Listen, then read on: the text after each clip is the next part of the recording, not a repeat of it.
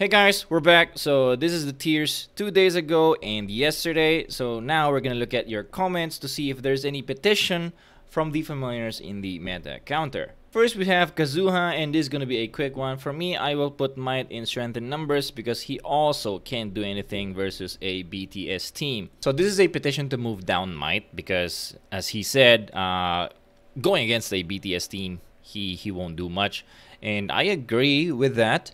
But it's not only the BTS team that is on the familiar arena, right? So you also see other lineups there, especially in the top 100. I mean, you do see a lot of BTS teams, and that is a meta, but there are others. And with Might being able to help in other different lineups, right? So just because of his flexibility, he can do really good damage. You can also use him as a CC, and also to cancel other familiars, like for example Ouroboros, Bunnybot, Arachnes, and all those.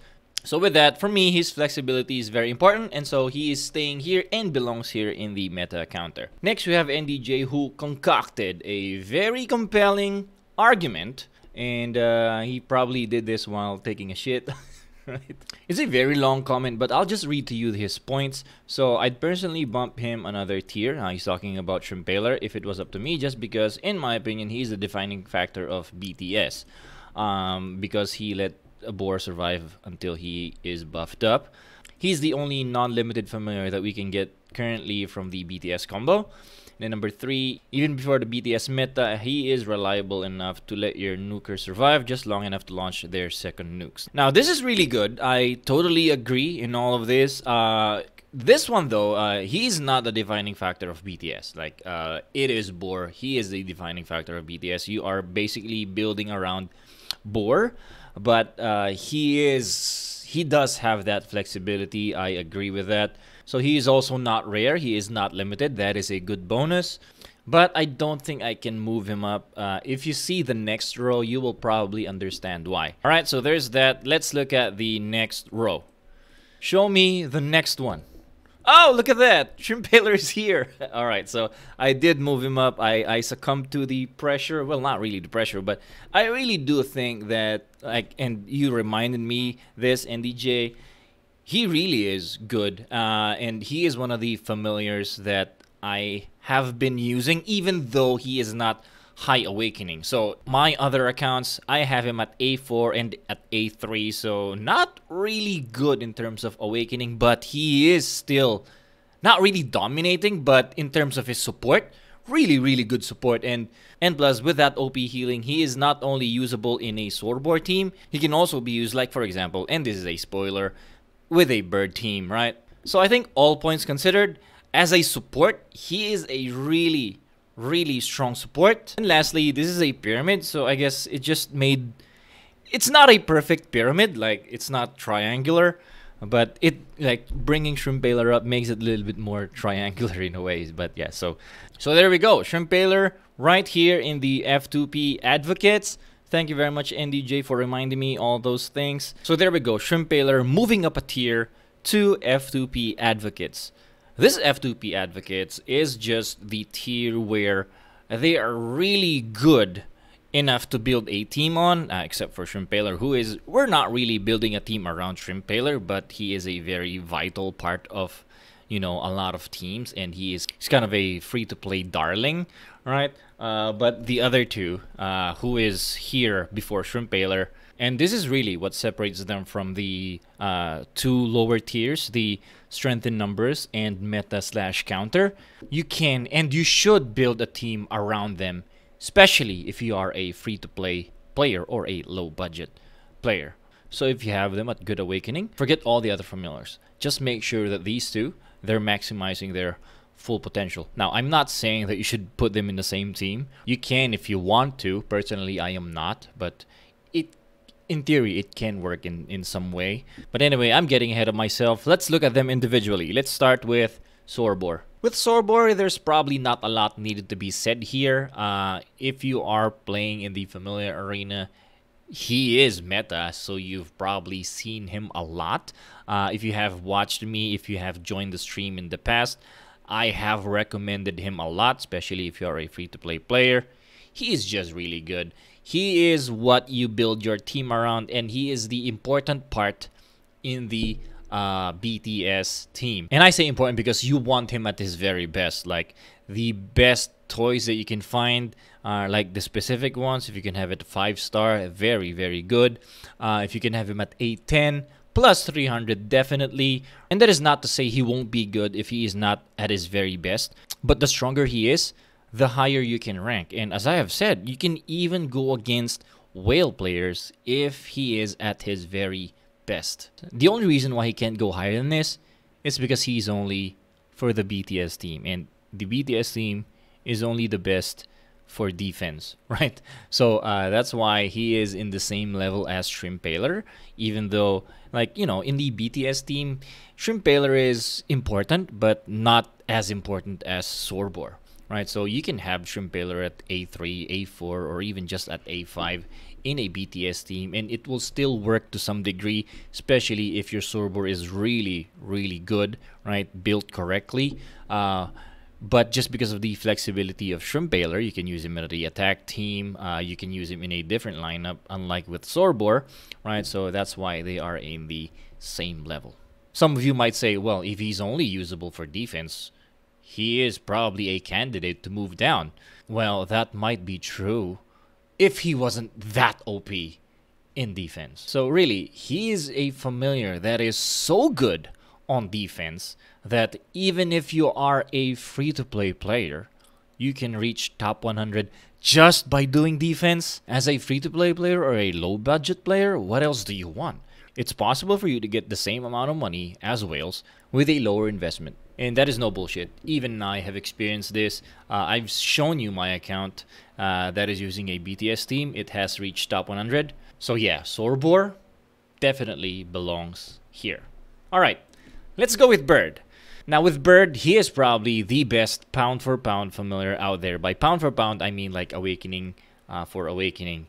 Meaning, again, if he is at low Awakening, he can still be really good. Like, he can compete against high Awakening familiars, even if he is at low Awakening, right? So, Shrimpaler kind of fits that bill as well, but then again, Shrimpaler is just for support, right? And he is at the back line. So, of course, he can be effective even at low Awakening, but for someone who is in the front line, who is a melee type, and who you will be using for attack, and for someone you can build your team around, Bird is the best pound for pound familiar out there. And again, I am not just saying this. This is also based on my very own experience. My R-Site account, I have probably been using Bird since the very beginning, and I have been in the top 100. I have actually reached top 10 in the past, but again, that is looking back from the past. Current meta, I am still in the top 30, and I am using a Bird that is only at A4 during the early parts of the season. I now have him at A5. He is still very valuable. He is still very dominant. Just to hammer in the point, in my recent video, the Aurora Lynx video, my Bird, which is at A4 at that time, was going against Aurora Lynx at A7, A8, Hippocampus at higher Awakening as well. So because that's the combo that most people in my server are using. So I am destroying them with my A4 Bird. So that just proves that pound for pound, Bird is really good. Good value for money, I would say. So that's why he does belong here in the F2P advocates. He can be, like, if you build a team around Bird, you will not regret it. Like, you will lose some. Of course, he has some weaknesses. Like, spoiler, the weakness is Ebon Thorax in front of him and a Staghorn. But you can still win against them sometimes. So the thing about Bird that is also underrated, if you're going against him, it's probably 50-50, right? So even if I'm going against a Bird, I am scared because you're basically rolling the dice. Because if he survives and gets to burst, and sometimes he kills a lot, and so when that happens, you know, you're fucked. But yeah, so another point I would say right now, as it currently stands, and basing how strong teams are now in the top 100, maybe it is not ideal to use a Bird that is at A3 and below, because like right now my Bird is at A5, has 3 specific toys that is at 4-star only, right? And so I am I am barely surviving, right? So which is good, you know, as long as he survives, and with that he gets to, you know, have a strong nuke. But at a lower awakening, I would say he is now likelier to die before he gets to, you know, use his skill or finish charging. So you will need to have at least at A4 and A5, and then after a month maybe in the next season, you're probably gonna need A6 to A7, just because familiars now are getting stronger. But nevertheless, at A4 he can beat rare familiars that are at A7, at A8. Currently, give me Bird any day. All right, so that is the F2P advocates: Bird, Sorbor, and newly minted Shrimpaler. Now, before we get to the top, let's go to the tier that I almost forgot. The forgettable tier, right? So these two are not really ranked.